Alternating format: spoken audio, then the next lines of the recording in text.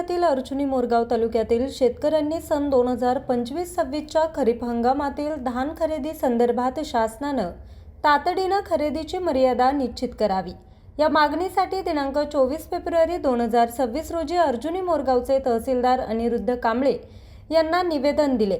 निवेदनात नमूद केल्याप्रमाणे मोठ्या प्रमाणात धान शेतकऱ्यांकडे शिल्लक असून शासनाकडून खरेदीची मर्यादा निश्चित न झाल्यानं फेडरेशन व सहकारी संस्थांकडून धान खरेदी होत नाही।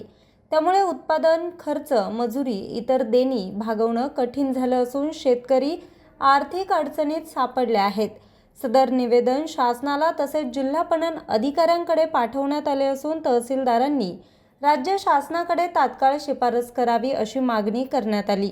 शासन शेतकरी आत्महत्येची वाट पाहतायत का असा प्रश्न शेतकऱ्यांना पडला असून शासनानं बळीराजा असलेल्या शेतकऱ्यांच्या अडचणींची दखल घेऊन सकारात्मक निर्णय घ्यावा अशी अपेक्षा तालुक्यातील शेतकऱ्यांनी व्यक्त केली।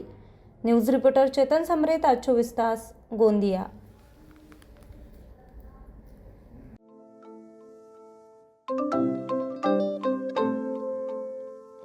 नवनवीन आणि ताज्या घडामोडींसाठी आज 24 तास सबस्क्राईब करा।